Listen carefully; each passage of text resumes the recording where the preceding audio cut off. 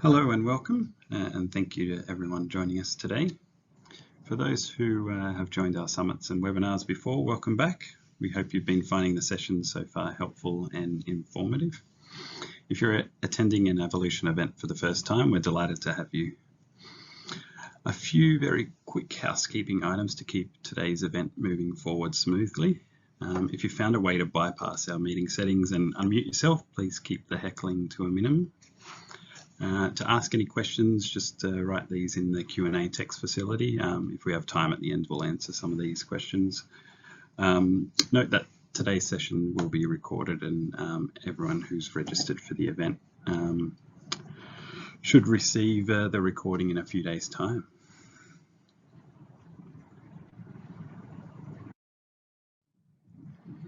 So today's session is on ABACUS scripting for custom fit automations and integrations. The title might be a bit of a mouthful, but essentially we're looking at what ABACUS scripting is and how it might be able to help you, particularly around automations and integrations. I'm Peter Collins, the APAC Region Manager for Avolution, and I'm based out of our Sydney office.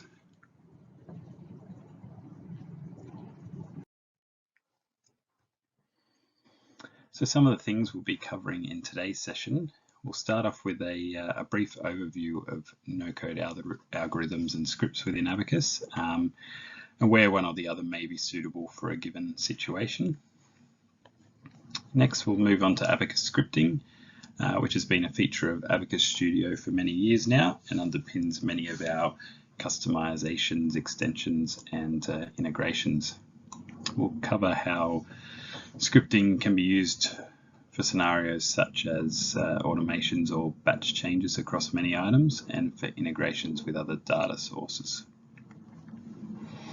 Towards the end, we'll cover how Avolution can help you if you've recognized a scenario that could be solved with ABACUS scripting, be it using expert assistance hours for Avolution to create the scripts for you, or to train your organization in the use of scripting so you can be a bit more self-sufficient. At the end, we'll have hopefully have some time for some Q&A, so if you would like to pop any questions that come up into the chat, that'd be great.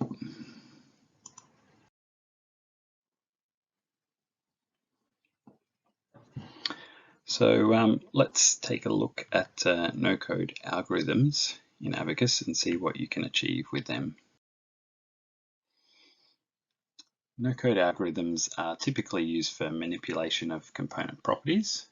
One of the most common scenarios may be filtering down your components to just the components of a given type or a smaller subset, and then performing an operational calculation on the properties and writing that result back somewhere, normally to another property of the component.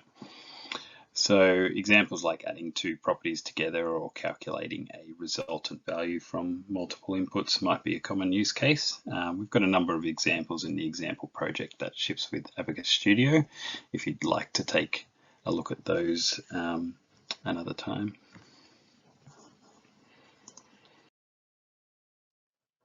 So ABACUS scripting, on the other hand, can create, access, or modify almost all of the data within an ABACUS project, and as such, it's more suited to content creation, whether that's new components, connections, or views, or generally more advanced changes outside of just updating property values. Both scripts and algorithms, such as those provided in those example files, can be adjusted and extended easily, and provide a good starting point for seeing what's possible within ABACUS. So scripts can be written either in Visual Basic or C#. For this session, we'll probably do everything in Visual Basic, but the two are fairly equivalent, just with different keywords and syntax. There's a built-in editor that you can use to write the scripts from within the tool. So the time to get up and running is quite minimal, especially if you already know the logic or manipulations you want to make.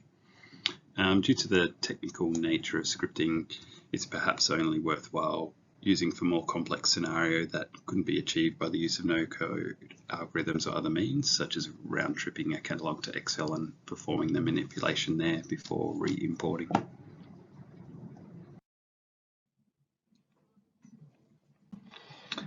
There are many advantages to scripting, and early on in the development of Abacus we had to decide on the route to take in terms of customer-specific customizations and integrations.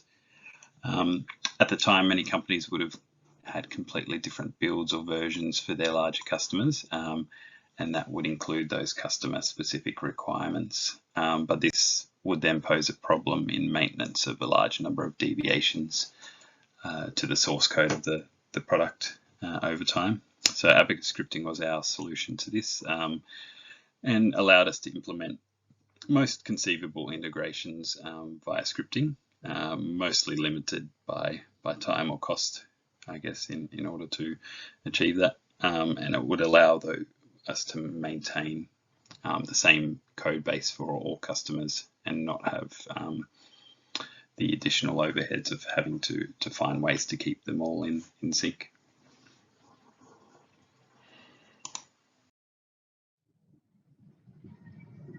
So this is perhaps what some people may imagine scripting to be about, but let's explore scripting from Abacus Studio to give you an idea of what's involved in getting started. So let's open Abacus and get familiar with where the script editor can be accessed from and what to do if you can't find it. We'll also then cover some basic scripting operations.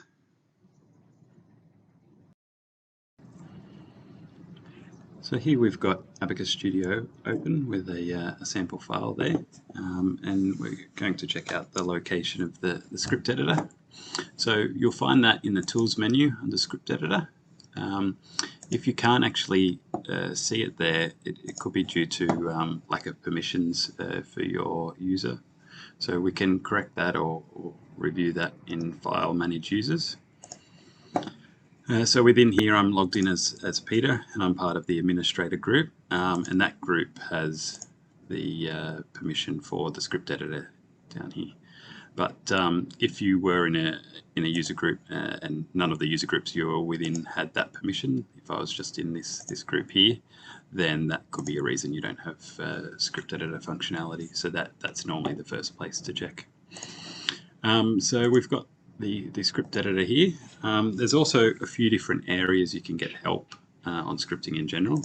So you've got, from within the script editor, you've got these two options here. So the help contents, that will take you to the relevant part of the Abacus help on writing scripts. So there's a bit of introductory stuff in there, so that's worth reviewing.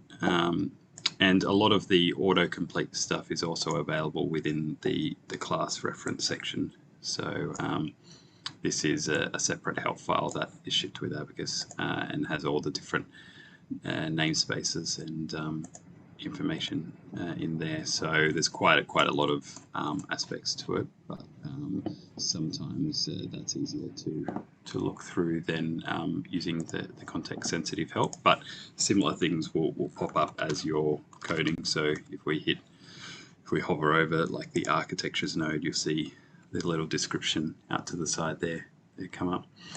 So let's look at a few common areas and how they relate to what you can see in the Explorer here. So you've got types are the most common areas of the meta model that you'll be playing with.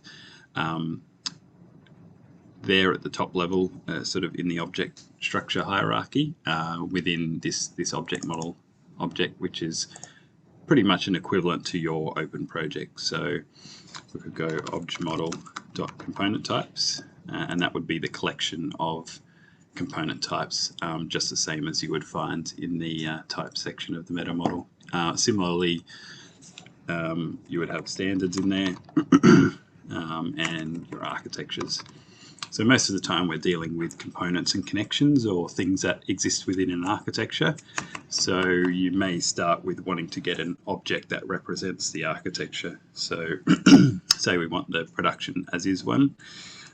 we might create an architecture object and look up the relevant architecture there. So you've got two different options for architectures. That architectures node will just be the top level ones, and it won't include descendant architectures or evolutions like the meta model level one we can see over here on the left. The all architectures one will sort of flatten that hierarchy and just present all. So normally that's easier to use there.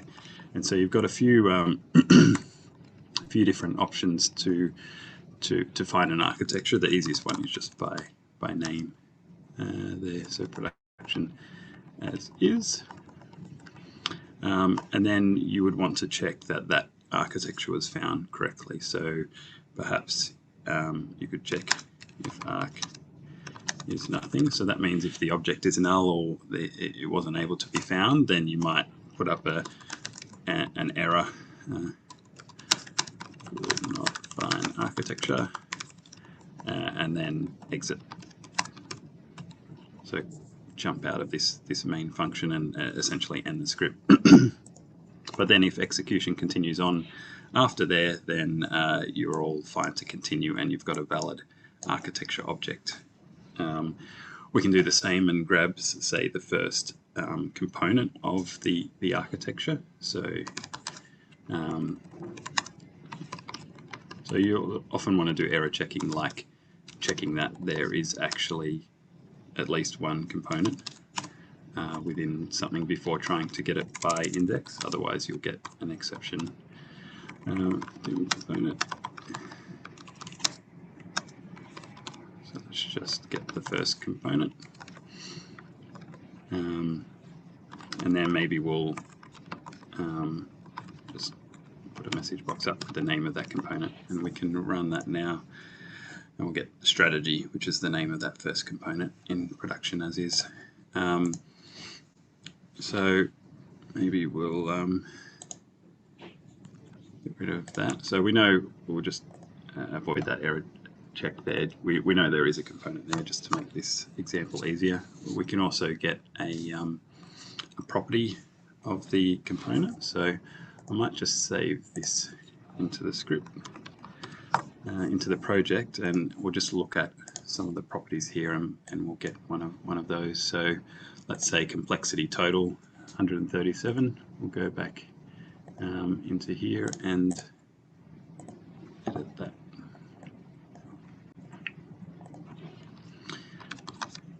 So the properties are most generally referred using the iProperty interface, which is a sort of an abstract level property that will work for all the different kinds of properties, because say a property on an architecture is a slightly different object to one on a component.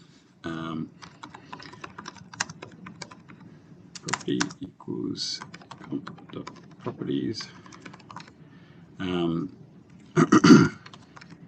So to get a property, you need to provide the type and the name. So complexity, it's like a dual primary key, I guess you'd say. Total. And then message box toString.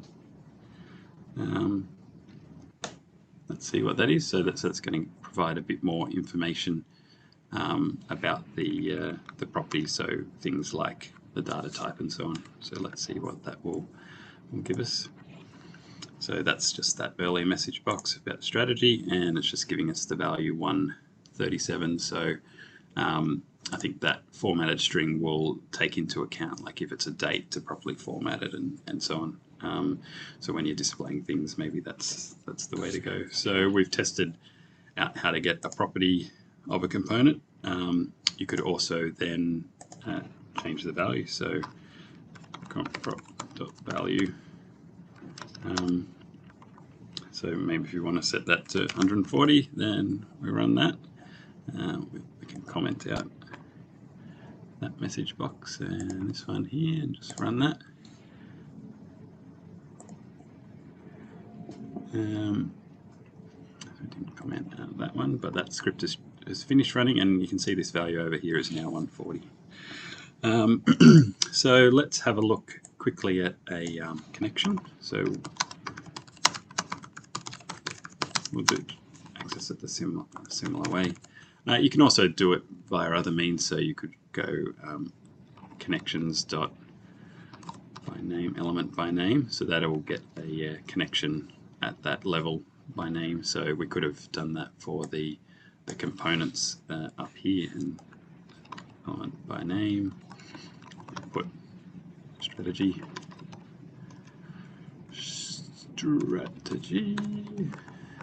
and that would also get rid of the property. I'll just do this one by the first index and get that. So it has got that retrieve that same strategy object using name instead, and the first connection, we haven't expanded it there, but the first connection is a grouping connection for all the accesses ones. We could check if there was a component at either end of that connection and report on that. So that would be .source component or .sync component. So I might just save that, and then we'll go and have a look at that first and see which one we want to show. So this first connection is actually just a grouping one, so its source and sync are empty, but the first one of its sub connections is that. So we could go back in there and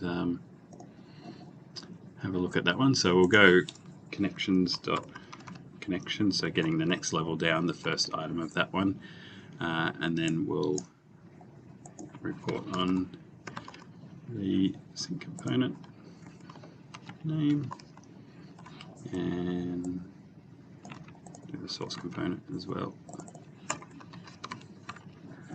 Run that. Strategy, accesses, manage financial resources, which is that source end, and supplier is the sync end. So that's just a few of the areas within the project that you can access via scripting. So let's jump back to the presentation.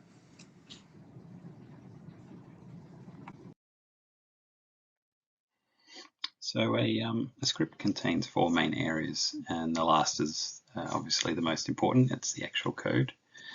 So that's highlighted there at the bottom. We've got one or more functions, and the main function denoted by submain is where the execution of a script will start. So it looks for a thing called submain, and that's where things kick off. You'll notice the only parameter or argument to that function is an ABACUS model object of type C object model. So that is essentially the data structure of the project as it's accessible from scripting.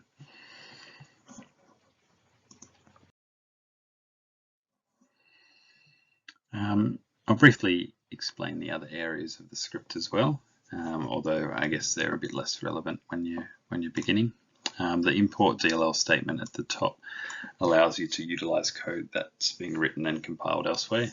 For example, if you're writing to a SQLite database, then you might need to import a library that helps to access that database. The comments or disclaimer would follow next, and it might, aside from any standard legal wording, might describe what the script does and how to use it. Comments can also be written throughout the script as well. You just start your line with a single quote, and that will denote it as a comment and change it to green within the editor. The import statements, these are, I guess, shortcuts for accessing classes or objects within the different namespaces. So you can think of the namespaces as kind of like a folder-like structure for organizing different classes. And each DLL will have one or more namespaces within it. Sometimes they match up name for name. So like the ABACUS object model namespace exists within the ABACUS object model DLL file, but there may also be a few other namespaces within there. So they're just logical ways of separating code into different areas. So an example of that might be the file class, which might check if a file exists on the hard drive. It exists within the system.io namespace. So the import statements are kind of like a shortcut to avoid having to type system.io.file.exists whenever you want to use the file.exist function. So you might use the shortcuts to sort of remove the need to type the full path each time. Then finally, you've got the main module and the actual scripting content from there. So let's go through some common use cases where scripting can be utilized, and I can provide a practical walkthrough writing out the script for one of these use cases. So regarding automating manual tasks, we've listed a few scenarios that we've come across with different clients. The first is around a bit of model cleanup, where you may have had connections between components, but at some stage one of the components at either of the ends was removed, but the connection wasn't deleted. So sometimes you might this might be desired if you want to reconnect that dangling end of the connection to another component, either now or in the future. But you might also want to frequently clean up those loose connections. Another example could be creating a legend for a diagram, or a title, or some other free-form shapes to annotate a diagram. And another example could be automating the selection or placement of components on a diagram. You may have complicated logic to determine which components should be on a diagram, and perhaps want to add or remove components over time according to that logic, but without manually performing those changes yourself. So they're all cases where scripting can help.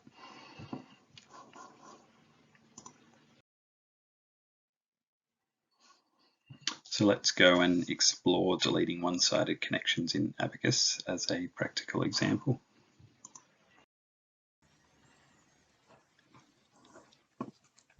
So here we've got the model open. We'll open the script editor again.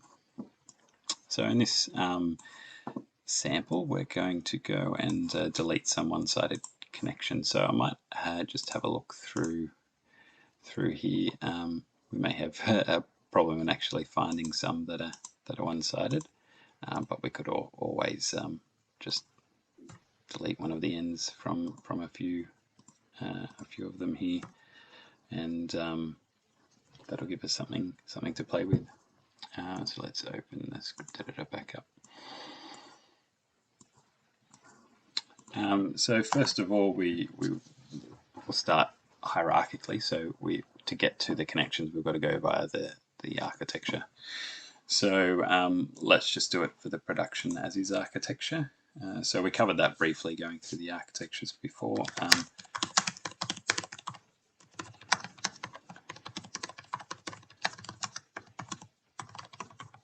So you could just loop through all the architectures, and if the architecture name equals production as is,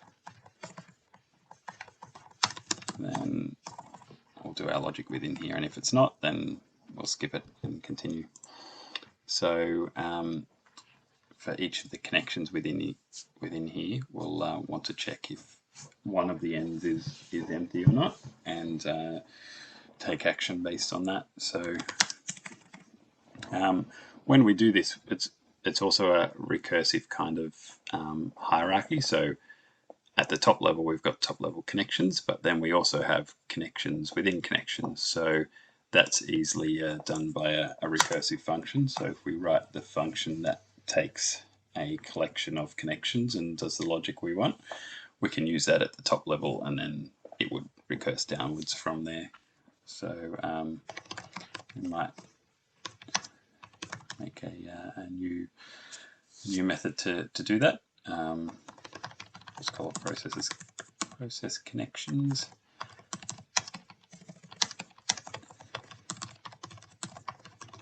So the connection collection is a collection of connections, I guess, as it's named. And if we're not sure about things like that, we could have a look at the architecture, find the the connections and then have a look at that autocomplete that pops up. So it pops up saying connections as C connection collection. So that's the type of the collection that we would need to use if we're passing it somewhere. And we'll go for each connection, C connection in cons. If con.source component is nothing, or else con.sync component is nothing, then. So if we got that logic, we're just doing it if either of them are, but that would also match cases like these grouping connections where neither of them are. So we probably want to make sure that only one end is and not the other. So we might do that if the source component is nothing and also the sync component is not nothing. So only the source and is empty in that scenario. We'll put brackets around these and then we can do the other scenario as well, or else just copy and paste that and then we'll flip it around. So if the source component isn't nothing but the sync component is, and I'll bring that back there. So that means only one end is empty. Let's delete it. So if we go and do that, we'll just do con.delete. This could result in a few errors because when you delete a connection in the middle of going through or iterating over the items within it, it will cause a modification in that collection, and that's something that scripting doesn't like at all. So one way around that is to take a copy of that collection by doing clone, and that just means that the it's not working on the actual collection, it's just taking a copy of it. Then we can delete it. So if we were to do this, we'll save this into the project and delete one-side connections. If we run that, we may come across a few issues. So first of all, check that script is compiling well. We've forgotten to actually call this function up here. I'll call that with architecture.collection connections. Sorry. So we'll call that there. So what will happen now is it'll go through each item, and at the moment it's not recursing because it's just processing each connection in here, but at the end of doing that individual connection,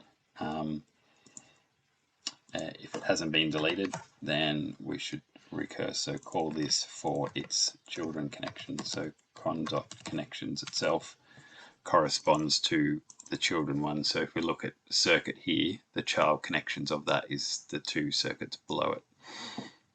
So that would then call back into this function with that connection, and away we go. But one issue we'll have here is that we're deleting a connection that may have children. So perhaps we can add another scenario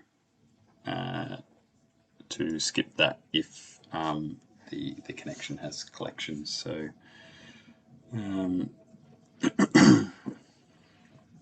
if the connection has child connections, that is. So we could put brackets around this whole one, and then and also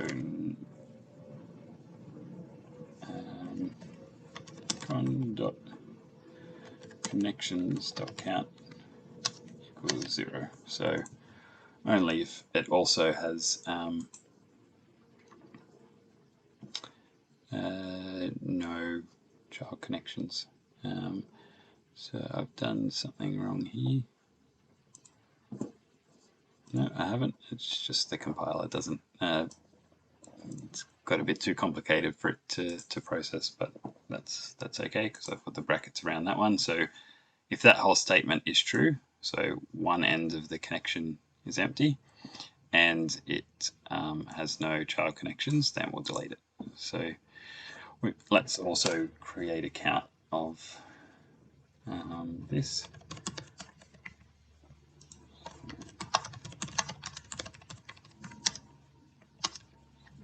So we'll create a count of that and we'll return that at the end. So we'll need to change this to a function and give the return type there. And we'll do the same kind of count in this function, and at the end we'll say how many connections were deleted. So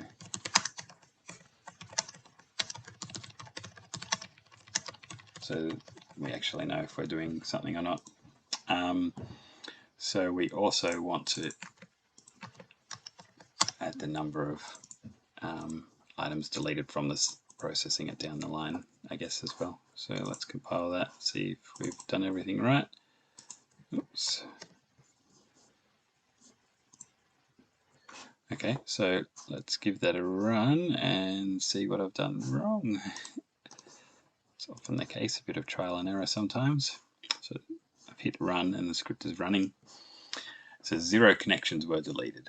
So we've got some kind of logic wrong there because we just saw a number of connections disappear. So we haven't, here we go, we haven't added to the count there. So the script did run, it's just at the top level here we weren't incrementing this count with the number that were deleted there. So just copy this script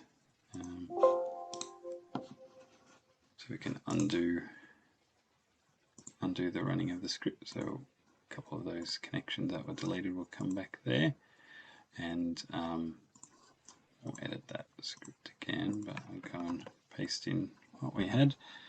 We'll go and save that while we're here.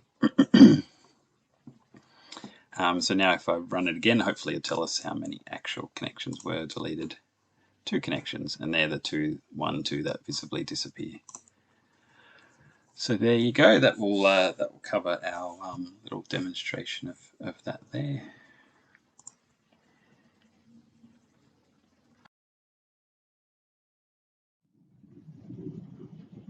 So integrations are another area that is key with the adoption of Abacus within a customer's user base, as it will often be where Abacus can get access to other data sources that would be useful in the work being done within Abacus. One request we've heard a few times is whether it's possible to integrate with Atlassian's Jira, which is a popular issue tracking web product. Fortunately for us, Atlassian has a .NET Framework SDK, which we can utilize to make getting up and running with automation much quicker. It's essentially similar to our scripting API. It's a way to access the data within Jira without having to know how or where it's stored. So it abstracts a lot of that away from us, so we can just focus on what we actually want to achieve. So let's switch back to Abacus now and go through the process of getting access to the data within Jira and synchronizing it with Abacus.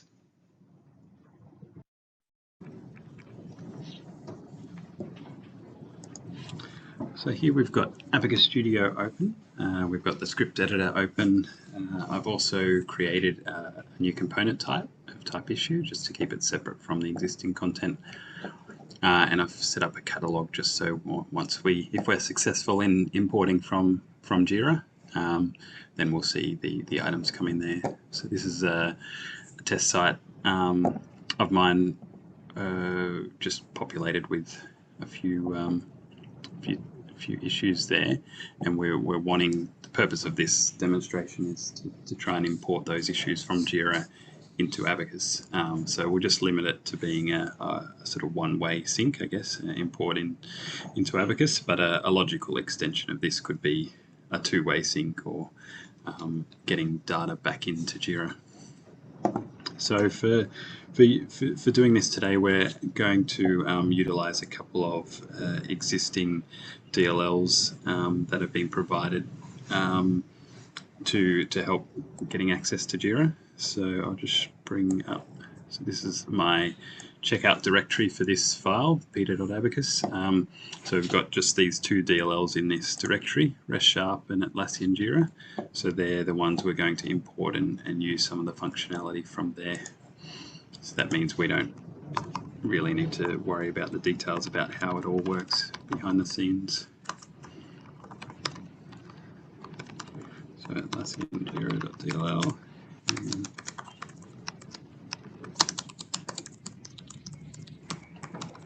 You compile that just at that point. Just check we've done that right. Yep. So next we want to go and I guess get the architecture we're dealing with here and check we've got the component type object, and then continue on in the script to import from Jira. So we'll do that first and get those objects ready. So we'll do all architectures there, and the new architecture one is the architecture we'll get, and we'll get the component type, so component type, and we'll get that by name from the component types collection issue. So then we will be using an object from this Atlassian Jira DLL, and it is found at Atlassian.Jira, so that's the namespace. So we could use the import statement to sort of shortcut Jira.Jira. That's the object we're after, so we might go and import Atlassian.Jira there, so that we can just do this directly. This will be the Jira client, so we call it client Jira. And the way we get that client is calling Jira.create REST client. The so the URL, username and password are have been, I guess I copy pasted them just before we started down at the bottom of the script, just so that you don't go playing with my details there. So I'll put them in a couple of constants here. So I'll type those in. Hopefully I've got that right. I'll just hit compile. Yep. So now we've got the client object. Let's write a few things down that we want to do. So we want to get the list of issues from Jira. We also want to get the number of issues, or get the issue components from Abacus. And I guess for all the items in Jira that aren't in Abacus, add them to Abacus. So that'll be, I guess, the completion of our sort of one-way sync there. So the first thing we'll do is get the issues from Jira. So I looked up this before, and client.issues.queryable is the way that we get the collection of these items. So that should give us the 4 items there. So we'll go, and each of those items will be an issue object from this Atlassian Jira namespace. So we can go for each Jira issue as issue in client client.issues.queryable. Now we've got, if we just did this without restriction, we'd get issues from all of the boards and all of the different issue types, but we can restrict this to just this TST board.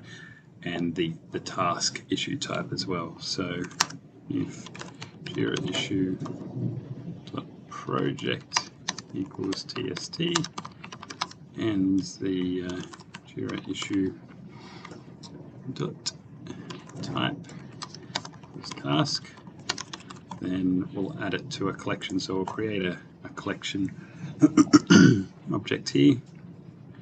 So issues in Jira as new system.collections.generic.list of issue. Just compile that, see if we got that right. Yep. So then we'll add it to this collection.add Jira issue there. And so now at the end of here we'll pop up a quick message box and just see how many we've got issues in Jira.count. Let's run that now and see our first go of running this. It says 4, so it's found 4 items in Jira, so hopefully it corresponds to those 4. So that's a good sign there.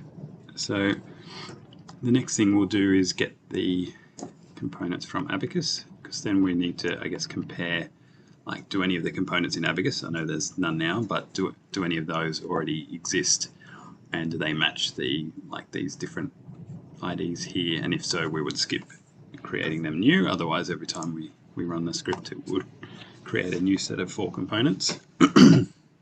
This can also demonstrate how to get all the components of a given type from the architecture. Go to issues in Abacus new. I'll just copy that.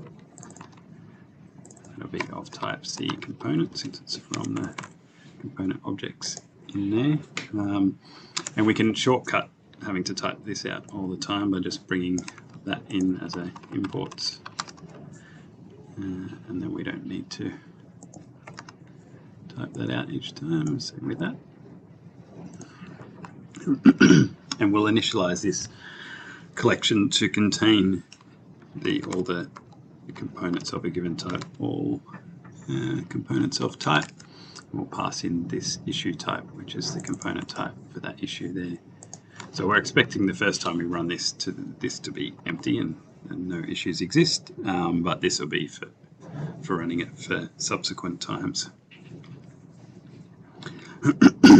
So we could message box and just see. This will confirm there's none there at the moment. Make sure it's all running 0.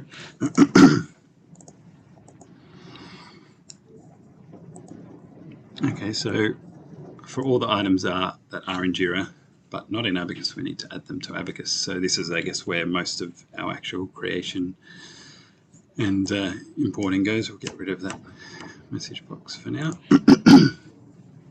We're going to go for each of the Jira issues. Issues in Jira. So this is the collection of the 4 items we built before. So for each of those ones, we want to search through all the issues in Abacus and make sure that it doesn't already exist. And then finally, if it doesn't exist, we can create it new. So how about, because we know none exist at the moment, we could just do the first, I guess the last part of creating the new component for each issue. So new issue as new C component. So it's important whenever we create new content within the object model that issue type, so that corresponds to that component type there. So when we create new content, that we make sure it's added to a hierarchy within the object model, otherwise it won't be saved when we save the file. Jira issue.summary. So the summary is the name. So if we click on one of these, we've got the name and then we've got a description. So they're the 2 fields we're going to play with today, I guess. So the summary will be the name of the component, and we'll set the description separately as well. So we're going to add this just to the top level components, so straight under, sorry, straight under the components there. So we'll go and add that new issue there. So that is us adding it to the hierarchy. So now that will be fine. And then we'll set its description. Description equals Jira issue.description, and we'll also set the external ID, which we're going to use later to match existing content so that we're not creating duplicates. So this, like TS2, TST3, etc., will be the external ID. Go new issue properties. So I already created a property, external ID property. So its type is external and ID is the name of it within this issue component type. So that will already exist, and we can set that to be the Jira issues key, the value of that key. So that would be like TSD2, 3, etc. So that's done there. So if we run that, cross our fingers, see if that works. Compile new issue. Oops. Some of you may have seen that when I was typing. I didn't do description, I did delete. And item property is read only. So that's because we want to be setting the value of this property rather than the property itself. So that's all good. So let's run that and see what happens. There we go. So we've got 4 components added there, and their description is set to the content within here. When you run it, nothing happens. There we go. So now we've done that. If we were to run that again, we would just create 4 new ones because we haven't done any code to actually I guess, search the existing components and make sure we're skipping them if they already exist. So let's do that now. So instead of just creating a new component for every Jira issue, we'll go and search to see if it existed first. And we've already got our issues here. So next time we run this, that issue collection will create, it will contain the 4 items there. So that's what we'll be searching for. So for each ABACUS issue, the component in issues in ABACUS, and we'll create a variable found, whether it's been found or not.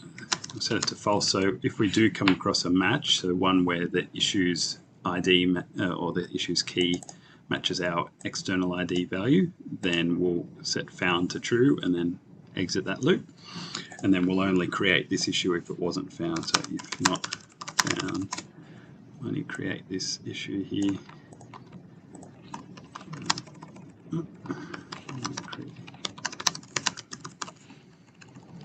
Okay, so now we'll go ABACUS issue properties item external ID equals Jira issue key.value. So if that matches, then we've found a matching component we don't want to create.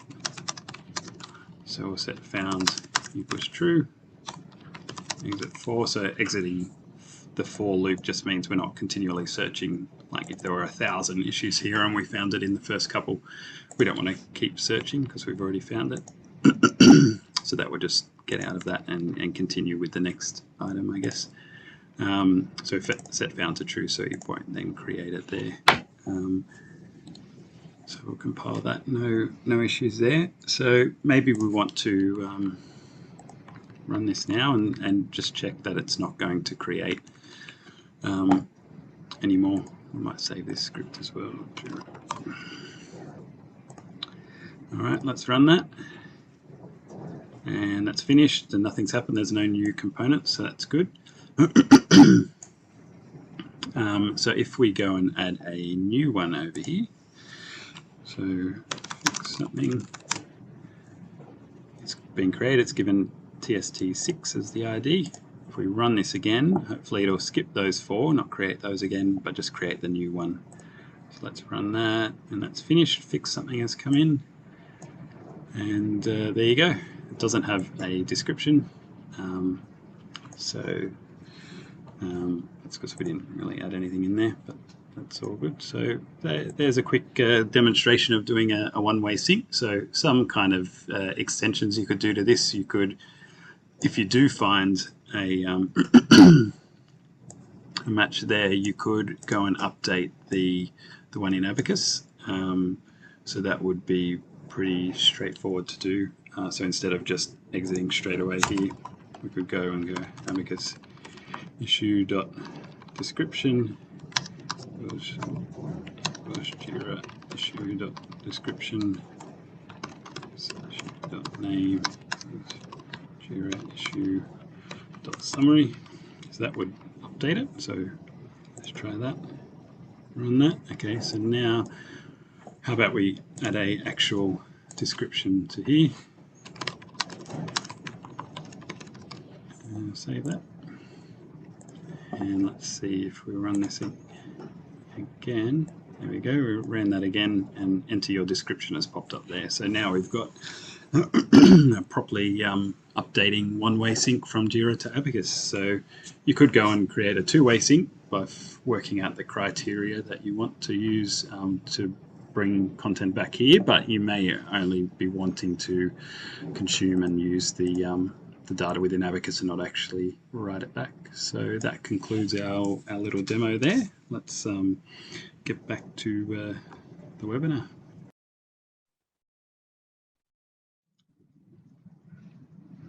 So if you're interested in learning more, we can help support you there. We can offer professional services, including training sessions to learn more about scripting, or actually utilising our consultants to perform the actual scripting implementation for you, or just get you headed in the right direction. If you'd like to request a private training session, please get in contact with us. So that almost brings us to the end of this Digital Summit presentation. We might have time for a few Q&A. I'll just take a look whether we can answer a couple. Okay, so the first is asking what level of scripting is needed to get the most out of the Abacus script editor. So I guess the scripting assumes you've got a bit of background experience in programming at some level. Probably more the C# option would be more popular or easier to get started with for anyone who's previously done any kind of programming in C or Java or any similar language. They're all roughly the same in terms of how their syntax is and so on.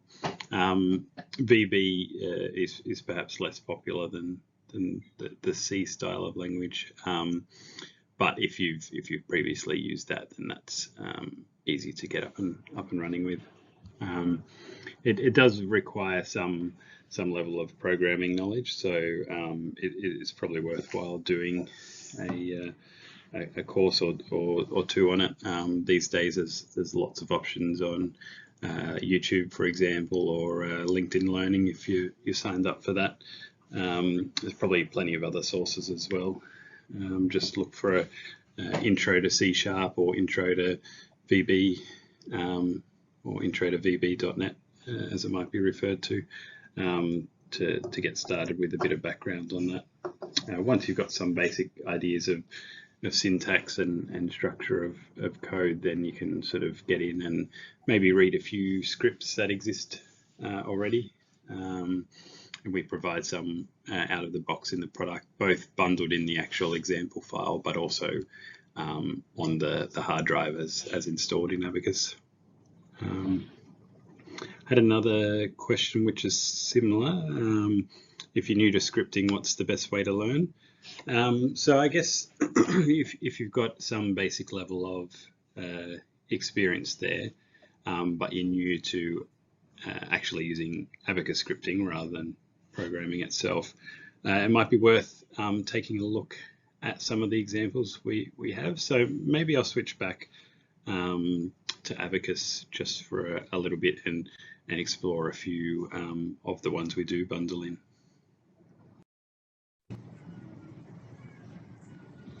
So here I'm back in ABACUS, and I'm just going to show a couple of the scripts we've got in the tool. You could both view the ones that are built into the example project, so you can see a few in here, or you could browse the ones that are within the bundled files that are installed with ABACUS. So that they're located at C program files 86, Avolution, ABACUS, and then the scripts folder.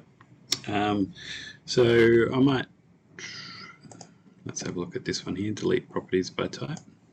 So if we open that one up, it's got a bit of a description about what it does up here. The scripts prompts the user for a property type and then deletes all properties of that type across all component and connection types. So perhaps you aren't too fond of the complexity properties here, and they're just taking up room, and you no longer have a need for them. You could run this script and get it to delete all the complexity properties rather than having to manually do that for all the types. So this is an example of automations that can help reduce manual work there. So if we click run, it's asking the property type, so this would be complexity.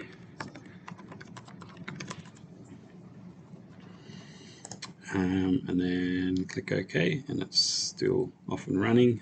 Deleted 659 properties, so that saved you 659 clicks, I guess.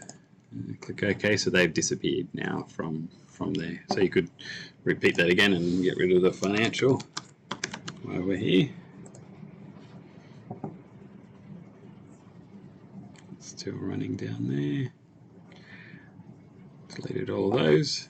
We've got some other types here. So you could also, if we have a look at this, it's going through each of the component types and connection types in two separate loops, going through each property in those types, and if the property type matches what you input in this input box, then it will delete that property. So you could put extra criteria here as well. So for example, say we only wanted to delete the ones that had a default value of 0. We could have property type and also prop.value equals 0. And you can see there's some code here that's commented out that you could have potentially prompted the user for the property name as well. So that would have been some previous code that was in there. It looks like the value's up here. It's just there's no prompt for that here. So we could copy paste that and make that prompt type of name and ask for those two fields because it's a dual primary key for properties. We'll just comment that out for now, but that's what the intention of that would have been in there. So here we're going to delete any component properties. So I'm on the grouping one here, where the value is 0, and we'll enter the performance when we're prompted for that. So type in performance here and click OK. So 91 were deleted, and you can see all of those, none of those that remain had the value 0. So we could delete the ones that had an empty value as well, I guess.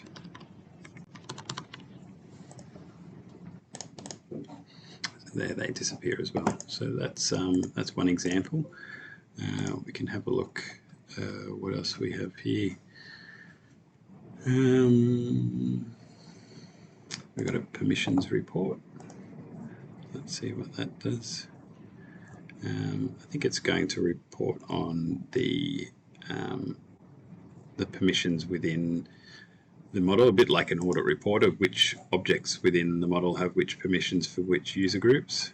And it looks like it's going to create a table for that and then open it in Excel. So we might try and run that and see what we get out of that.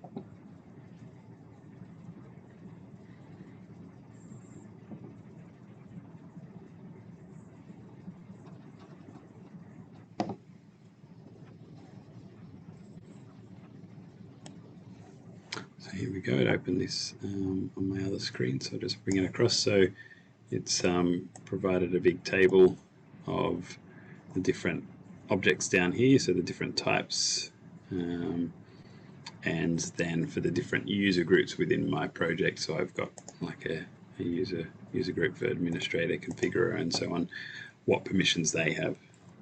So you could scroll down here and sort of review, like, have you created a new component type recently and forgot to sort of set up some of the permissions. So if that was the case, then you might have like empty spaces within some of those that you may or may not have wanted to set up permissions for. So that's a way of getting a bit more visibility, I guess, into permissions at a more grand scale. So that's another script we've got out of the box, so you could customize that and change it around if you wanted some other criteria met, or some other customization for that.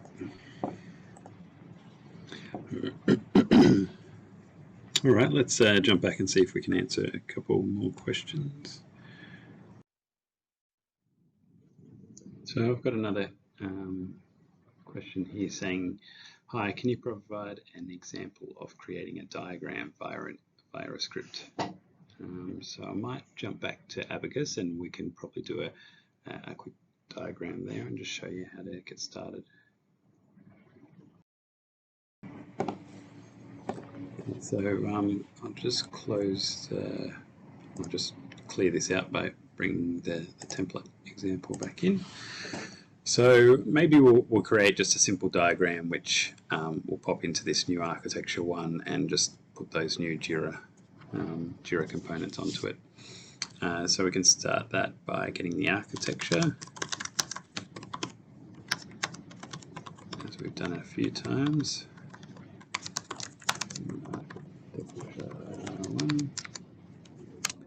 And then we'll need to create a new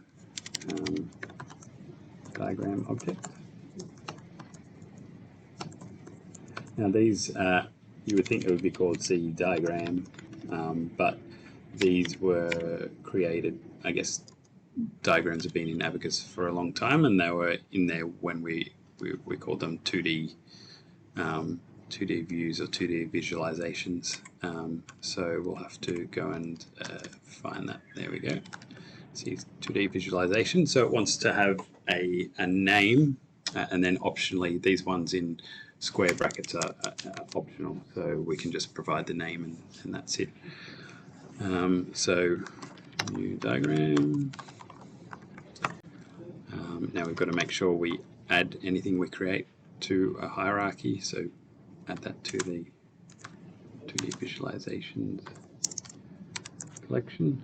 So add that diagram there. So that would just add blank diagram, but we want to add some components to it. So we'll loop through all of the components in the architecture. So for each C2D SE component, so for each component in architecture components, so we need to create a diagram component object that references this component.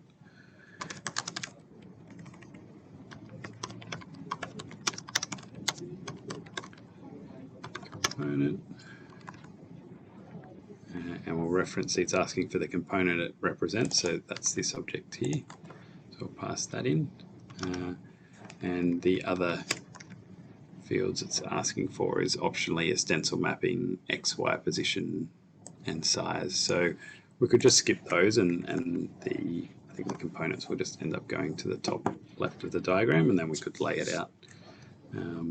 So we've created that 2D component, and we need to add that to this diagram object. And it has a 2D components collection to add that to. So if we can also, you can automate the same things that occur like when you double click an item to open it. So that's via the abacus.messaging.interfaces.send message. So a lot of our double clicks and so on within here are actually sending a message in the same way we are here, a window message, and that would be execute link. So kind of like if you click on a link to a diagram from another diagram, it would use this kind of code behind the scenes to ask Abacus to open that diagram.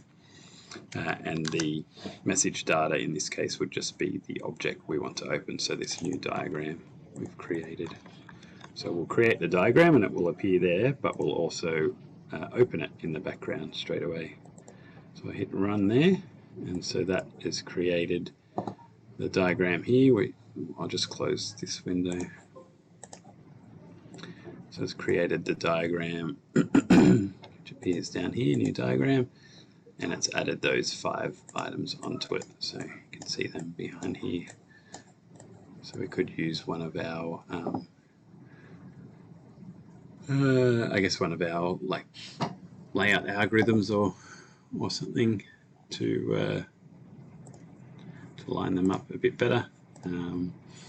But that's it at its basics. It's not specifically linked to a stencil sort of shape.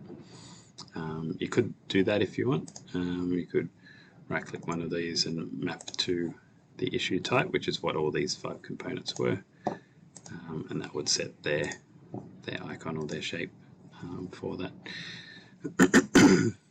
So you could also, when you're doing the scripting, you could set their position, size and so on as well if you wanted to do that. So I think that's about all we've got time for today, so we might leave it there. And that does bring us to the end of today's presentation now. I'd like to thank everyone for joining today's session, and we hope you found it useful.